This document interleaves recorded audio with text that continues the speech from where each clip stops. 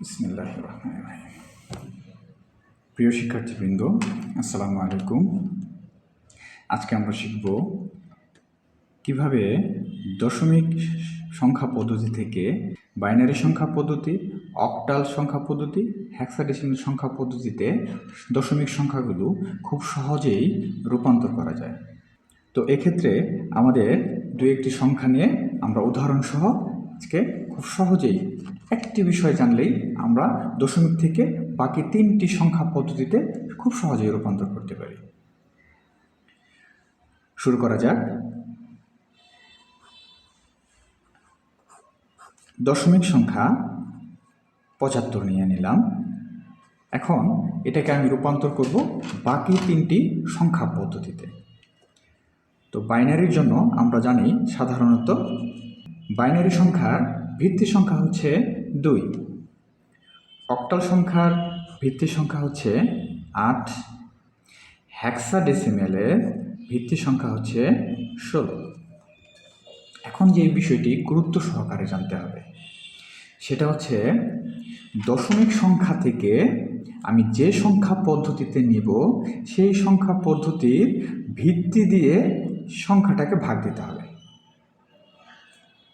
যেমন ৭৫কে আমি বাইনারি সংখ্যা বানাতে চাইলে বাইনারি সংখ্যার ভিত্তি 2 দিয়ে ভাগ দিতে হবে।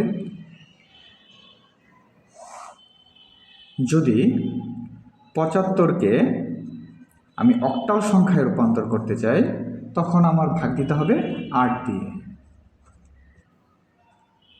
ভাগটা করা যাক। চলো ভাগটা শুরু করি। 2 দিয়ে ৭৫কে ভাগ দিলে পূর্ণ সংখ্যার ভাগফল হবে 37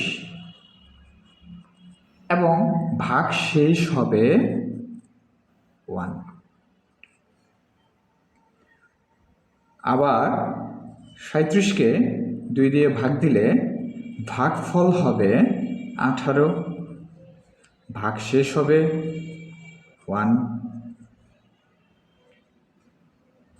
18কে 2 দিয়ে ভাগ দিলে ভাগফল হবে 9। এক্ষেত্রে ভাগশেষ থাকবে না। যখন ভাগশেষ থাকবে না তখন দিব 0। 9কে 2 দিয়ে যখন ভাগ দিব তখন ভাগফল 4, ভাগশেষ থাকবে 1। 4কে 2 দিয়ে ভাগ দিলে 2 বার যাবে, ভাগশেষ থাকবে না। আবার 2 দিয়ে 2কে ভাগ দিব, 2 দিয়ে 2 দিয়ে ভাগ দিয়ে ভাগফল 1, ভাগশেষ থাকবে না। এবং শেষবার আবার ভাগ দিতে হবে। যখন ভিত্তি সংখ্যা থেকে এখানের ভাগফলটা ছোট হবে তখন ওই ক্ষেত্রে আরেকবার ভাগ দিতে হবে। অর্থাৎ 2 দিয়ে যখন আমি 1কে ভাগ দিব তখন আর এটা ভাগ যাবে না, অর্থাৎ পূর্ণ সংখ্যা থাকবে না। তখন এখানে 0 হয়ে যাবে। 0 হয়ে গেলে এইটা ভাগ শেষ হিসেবে এখানে যুক্ত হবে।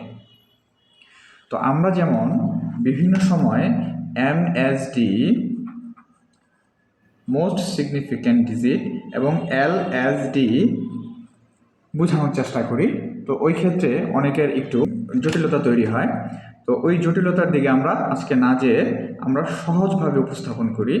আমরা সাধারণত MSD মানে আমরা সাধারণত নিচ থেকে উপর দিকে সংখ্যাগুলোকে সাজাবো। যেমন 75 10 ভিত্তিক সংখ্যার বাইনারি সংখ্যা হচ্ছে 1001, 1001, 011, 011, অর্থাৎ বাইনারি সংখ্যায় রূপান্তর হয়ে গেল। এখন আমরা অক্টালে যাব। অক্টালেরটা 8 দিয়ে ভাগ দিব। 8 দিয়ে ভাগ দিলে 8 9 72, ভাগশেষ থাকবে 3।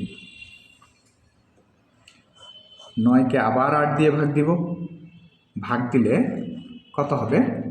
ভাগ দিলে হবে ভাগফল 1, মানে একবার যায়, আর ভাগশেষও 1। এখন এইখানে ভিত্তি থেকে ছোট হয়ে গেছে, মানে আরেকবার ভাগ দিলেই আমার হয়ে যাবে।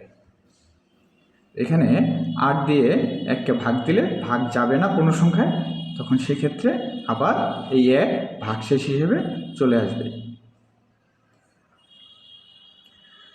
তো 75 এর 10 ভিত্তিক সংখ্যার অক্টাল সংখ্যা হচ্ছে 113, নিচ থেকে উপর দিকে 113।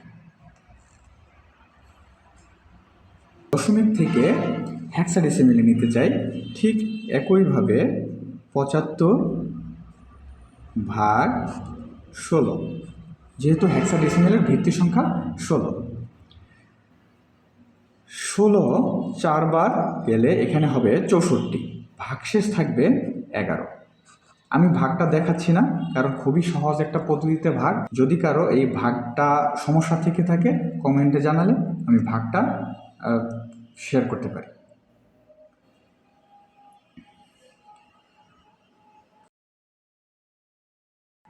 ষোলো দিয়ে আবার 4কে ভাগ দিলে ভাগ দেওয়া যাবে না, সেহেতু শূন্য হয়ে যাবে এবং ভাগ শেষ হয়ে যাবে 4।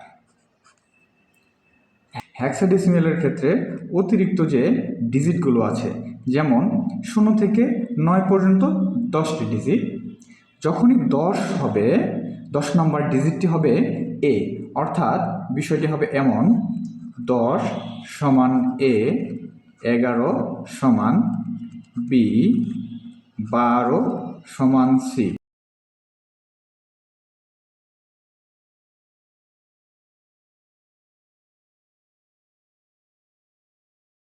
এই হচ্ছে হেক্সাডেসিমেলের পরবর্তী ডিজিটগুলো। তো আমরা যখন এখানে 75 10 ইকুয়াল টু নিচ থেকে উপর দিকে লিখব ভাগশেষগুলো, এগুলো হচ্ছে আসলে মূলত ভাগশেষ। তো 4ই হবে, কিন্তু 11-র জন্য হয়ে যাচ্ছে আমার বি, অর্থাৎ এই হেক্সাডেসিমেল সংখ্যাটি হচ্ছে 4b। আশা করি সকলেই বুঝতে পেরেছ। ধন্যবাদ সবাইকে। আসসালামু আলাইকুম।